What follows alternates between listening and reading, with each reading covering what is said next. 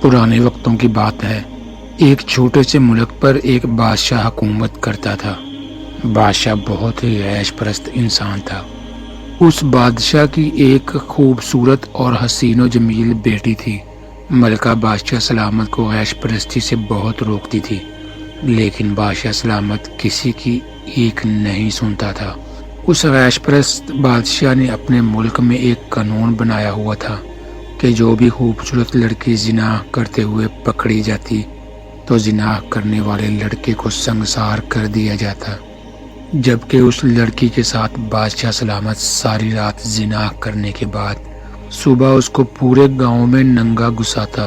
اس بادشاہ سلامت سے تمام رعایا بہت خوف کھاتی کہ غلطی انسان سے ہوتی ہے اور گناہ بھی انسان سے ہوتا ہے، لیکن اس کی سزا بھی ہمیں اسلام کے مطابق دینی چاہیے، نہ کہ اس لڑکی کو ننگا کر کے پورے گاؤں میں گھسایا جانا چاہیے اور اس کی عزت کو تار تار کیا جائے۔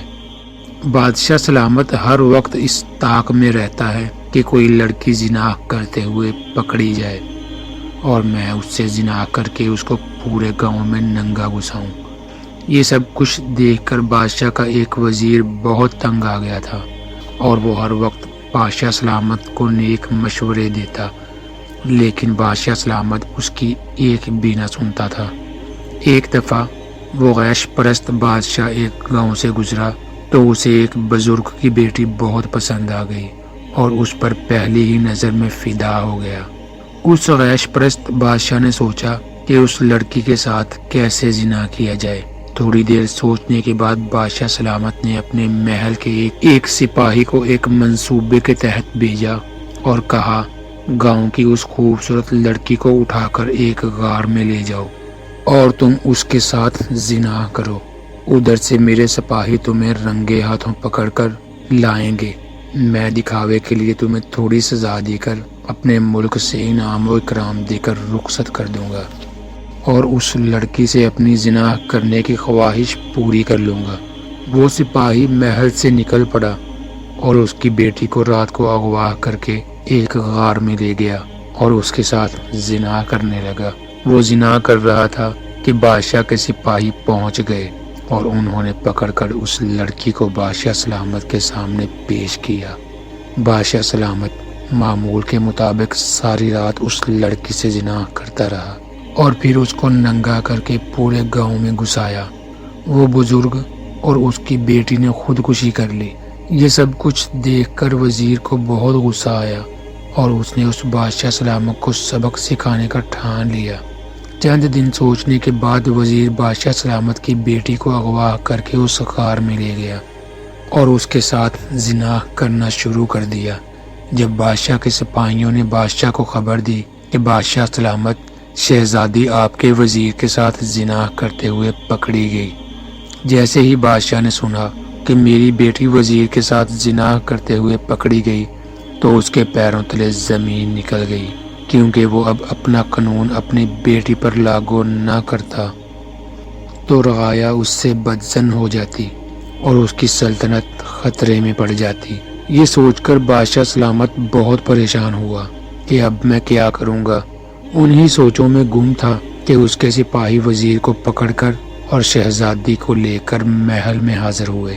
جیسے ہی وزیر محل میں داخل ہوا تو اس نے بادشاہ سے کہا کہ تم مجھے سنگسار کر دو اور اپنی بیٹی کے ساتھ ساری رات زنا کرو اور اس کے بعد اس کو صبح گاؤں میں ننگا گھساؤ، کیونکہ تمہارا قانون سب کے لیے برابر ہے۔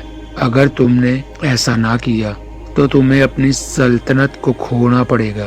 یہ سب سن کر بادشاہ بہت پریشان ہوا، کیونکہ ایک طرف اس کی بیٹی تھی جبکہ دوسری طرف اس کی سلطنت تھی۔ جب یہ خبر پورے ملک میں پھیل گئی تو تمام رعایا محل میں جمع ہو گئی۔ بادشاہ سوچ رہا تھا کہ اپنی بیٹی کو بچاؤں یا اپنی سلطنت کو، لیکن اس بدبخت بادشاہ نے اپنی سلطنت کو ترجیح دی اور اپنی بیٹی کے ساتھ زنا کرنے کے لیے تیار ہو گیا۔ معمول کے مطابق شہزادی کو تیار کیا گیا اور جیسے ہی بدبخت بادشاہ کمرے کے اندر داخل ہوا تو بادشاہ کی بیٹی اس کے سامنے ننگی موجود تھی۔ بادشاہ سلامت کے دل کی دھڑکن تیز ہو گئی اور اس کی سانسیں رکنے لگی۔ اب وہ جیسے ہی اپنی بیٹی کے قریب جا رہا تھا تو اس کے دل کی دھڑکن تیز ہو رہی تھی۔ اب بادشاہ کو معلوم ہو گیا کہ میرا ہی قانون مجھ پر بھاری پڑ گیا ہے۔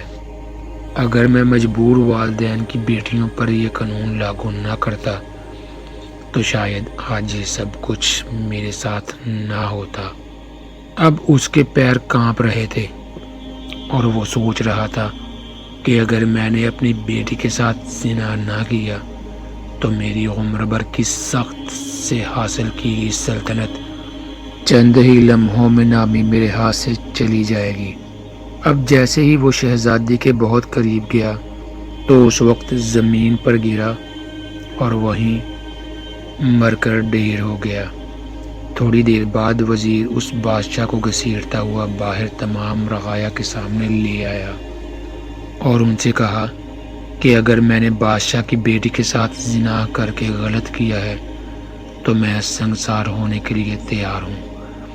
یہ سب سننے کے بعد رعایا اس سے بڑی متاثر ہوئی کہ جو بادشاہ اتنے سالوں سے لڑکیوں کی عزت کے ساتھ کھیلتا رہا تو اس کا انجام اس وزیر نے دکھا دیا۔ اس کے بعد پھر بادشاہ کی بیٹی کی شادی اس وزیر سے کر دی گئی اور پھر اس کے بعد وزیر کو نیا بادشاہ مقرر کر دیا گیا۔